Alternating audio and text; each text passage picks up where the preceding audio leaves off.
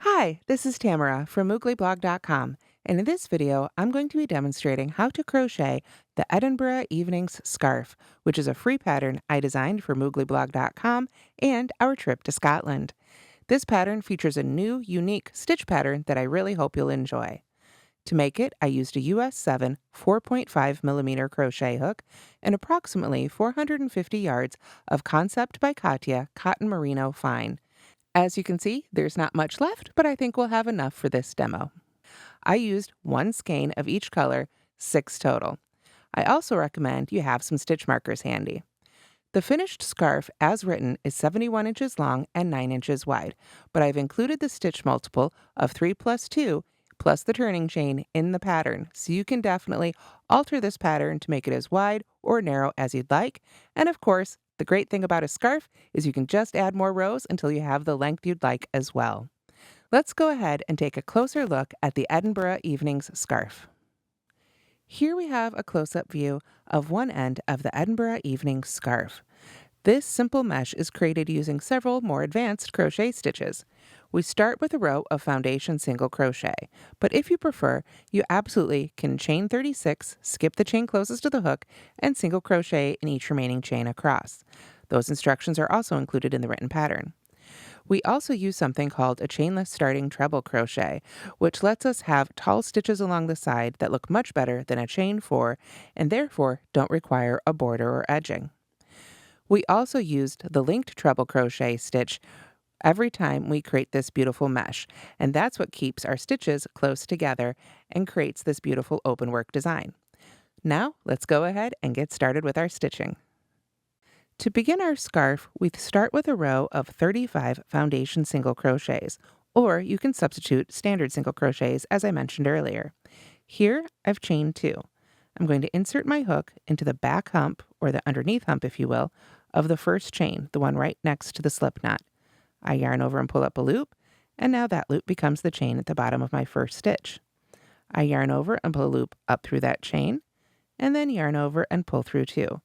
That's my first foundation single crochet. To make the rest of the row, I insert my hook under the 2 loops at the bottom of the first stitch, or the one I just made, yarn over and pull up a loop, and now this will be the chain at the bottom of this stitch. Let me get my working yarn, there we go. We yarn over and pull a loop just through there, and then yarn over and pull through 2. Let's do one more together. Insert your hook under the 2 loops at the bottom of the previous stitch, the one we just finished.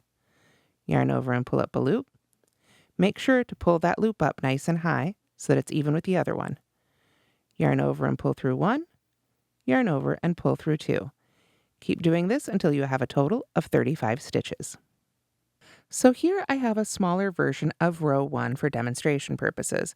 Remember, the stitch multiple is 3 plus 2. For row 2, we're going to turn. Always turn your work the same direction. And we begin row 2 with our chainless starting treble crochet. Now, this is in place of a chain 4. If you prefer the chain 4, you can absolutely do that instead. But this is the way I like to do it. I'm going to start by pulling my loop up to the height of a treble crochet. I may need to try this a couple times and adjust because I haven't made any treble crochets yet in this project, and this is just my best guess right now. To test it out, we secure the top of that loop with our finger so that it cannot move around on the hook and yarn over twice because we're making a treble. You'll notice, let me undo that, I'm yarning over with the loop itself. You can see I landed with my hook right back down sort of at the surface of my crochet, so I know that this loop is the right size. Now I'm going to insert my hook right in that first stitch, yarn over, and pull up a loop. Notice that I have not let go of the top of that loop with that finger. Now I'm going to yarn over and pull through that loop and right behind our yarn over again, pull through that loop and behind the yarn over, and now I can release the top of the loop, yarn over, and pull through 2. And that's my chainless starting treble crochet.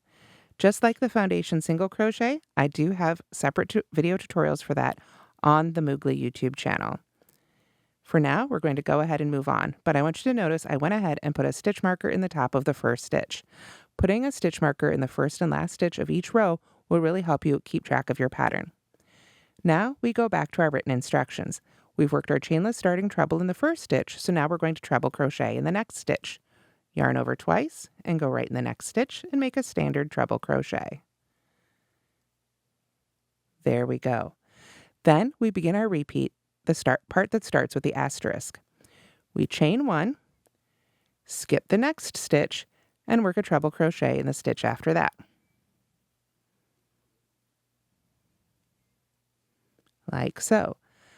Next, we need to make the linked treble crochet. So we need to look closely at the stitch we just finished. If you look, you can see there are the two bars right here that are mostly, but not quite, horizontal. Those were formed by our yarn overs, and those are the loops that we want to look for when we make a linked treble crochet. So, to begin our linked treble crochet stitch, we're going to insert our hook underneath from above the topmost of those loops, yarn over, and pull up a loop. Then we go to the one underneath, same way. From above, we go under that loop, yarn over, and pull up a loop. Now, it's just like we've yarned over twice, but we're linked to the previous stitch. So we're ready to go into the next stitch, yarn over and pull up a loop, and finish our treble as usual. Yarn over, pull through two, yarn over, pull through two, and yarn over and pull through two. And that finishes our repeat. So let's do that together again. We chain one, skip the next stitch, treble crochet in the stitch after that.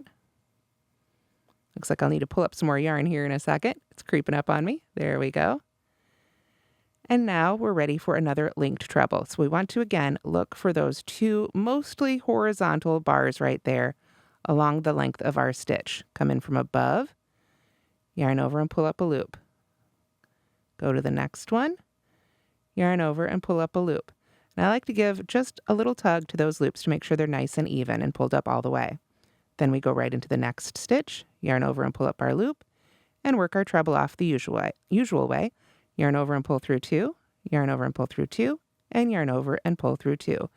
And that is the repeat that takes us all the way across until just 3 stitches remain. On my little guy, I'm almost there, so let's go ahead and finish it up together. If you're following along while you crochet, you can pause and finish the rest of your row. We're going to chain one. I'm going to go ahead and yarn over twice to get ready. Skip the next stitch, treble in the stitch after that.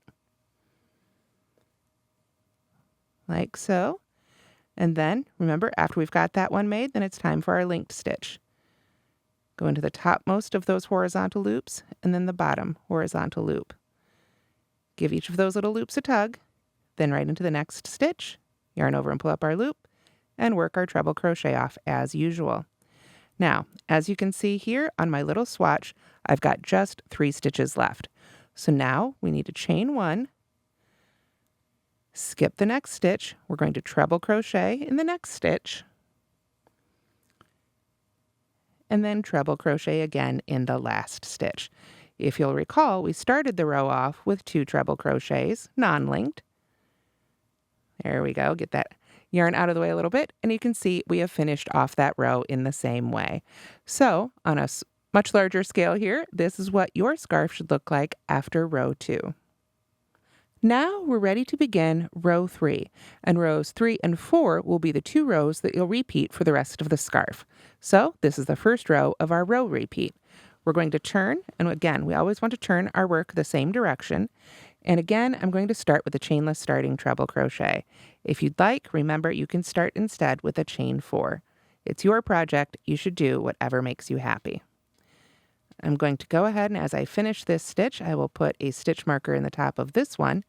And with that, we'll have a stitch marker in the end of each row, or each end of the row, I guess I should say. There we go. All right, and get my hair out of there.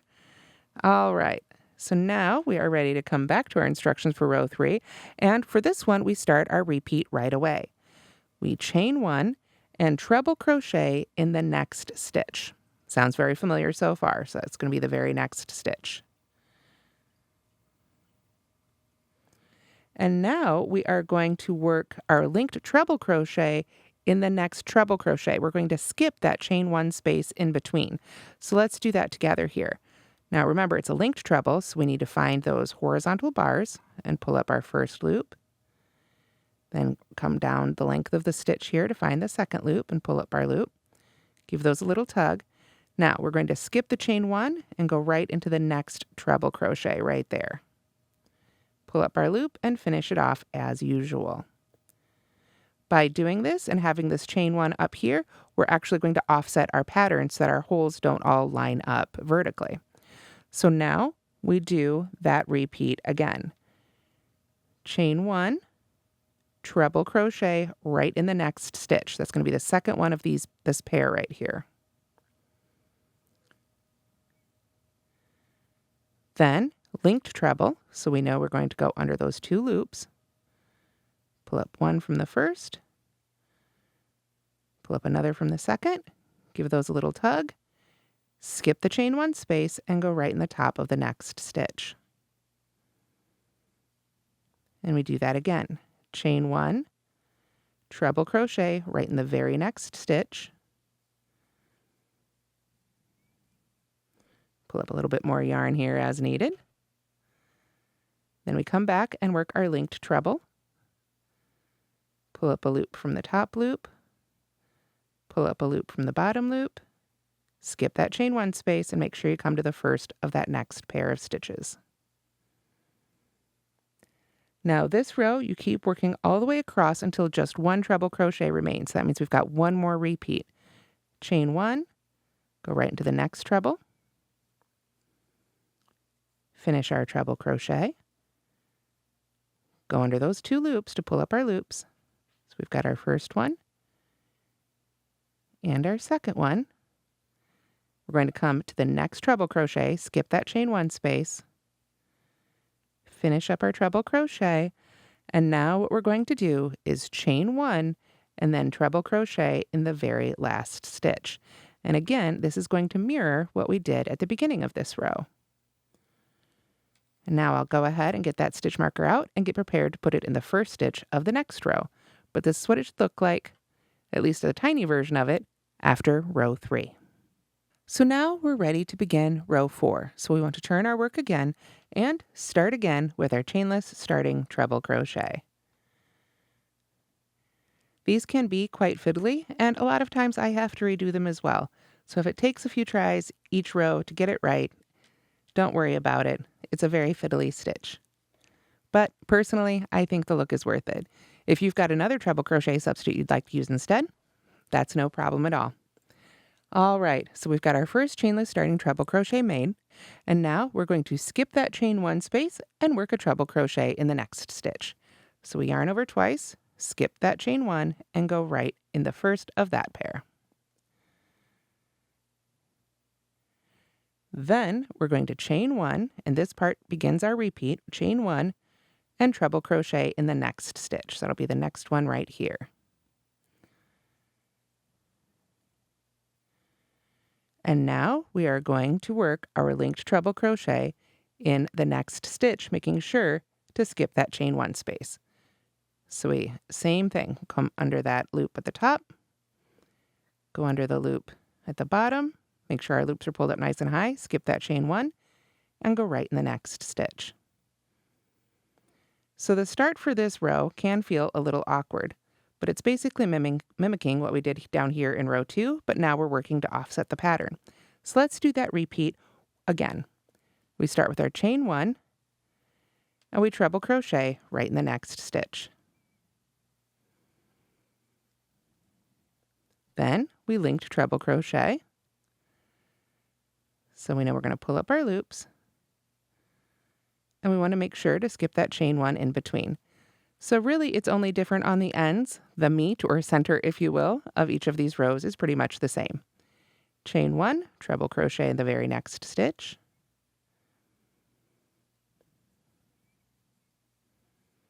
Get your linked treble ready. Pull up that first loop, then the second. There we go. Then make sure we skip the chain 1 and put the linked treble in the next stitch. Now, for this row, you can see there's 2 trebles and a chain 1 space left. So what we want to do when we come to the end of this row is make sure we do our chain 1, treble crochet in that very next stitch. Oop, there we go. And then We skip over that chain 1 right there and just treble crochet in the last stitch. And then, of course, we can get that stitch marker ready for row 5. There we go. So now you can see how this pattern offsets. We create this great mesh look. Our row 3 repeat begins with treble crochet and then goes right into the linked pairs. Our row 4 repeat, we've got 2 trebles up front before we go into the linked pairs. But we just repeat rows 3 and 4 for the length desired, making sure to leave enough yarn for one more row and ending on a row 4 repeat. So that means you can make your scarf as long as you'd like. You'll want to end on a row 4 repeat, which we just finished together. Now, for this one, the one originally written, I changed colors every 15 rows. But of course, if you're using a different yarn or if you've got more of it, you don't have to change colors as often. You could use a self-striping yarn, change colors more often. Really, change colors as often as you like and make your scarf your own. Once you've got all the number of rows you'd like to make, then it's time to make the last row of the pattern. When you've reached the length desired and you're ready for the last row, we're going to chain 1 and turn, or turn and then chain 1, however you like to do it. And then we're going to half double crochet in each stitch and chain space across. So you might be wondering to yourself, why half double crochet when the whole thing started with a single crochet? Well, I have found in my experience that foundation single crochet, while I do love it very much, does look ever so slightly different than standard single crochet. And yet, if I top off the pattern with half double crochet, it makes a pretty good match. As you can see right there, I think the half double crochet and the foundation single crochet have a very similar look. It's not as easy to spot in this yarn, but give it a try and see what you think. So as you can see here, I'm just working a half double crochet in the top of each one of these treble crochet stitches, linked or not, and then in the chain 1 space as well. For this project, I preferred to work into the chain 1 space, meaning go just right in the space itself. But if you prefer, you can work your half double crochets into the top of the chain. It's really up to you, whatever stitch you prefer to make and look at on your finished scarf. So you can see on my little guy here, I can move pretty quickly across. You'll of course have more stitches on your full size scarf. But once we've half double crocheted all the way across, we are done. And depending on how many yarns you've used, you may or may not have a lot of ends to weave in. But for my little swatch here, it will just be 2. And you can see we've made a beautiful mesh pattern. Pretty simple, but using a few advanced stitches that I think really make a gorgeous difference for this pattern. And that's how to crochet the Edinburgh Evenings Scarf. Remember, you can get the free pattern on mooglyblog.com. Thanks so much for watching, and don't forget to like and subscribe.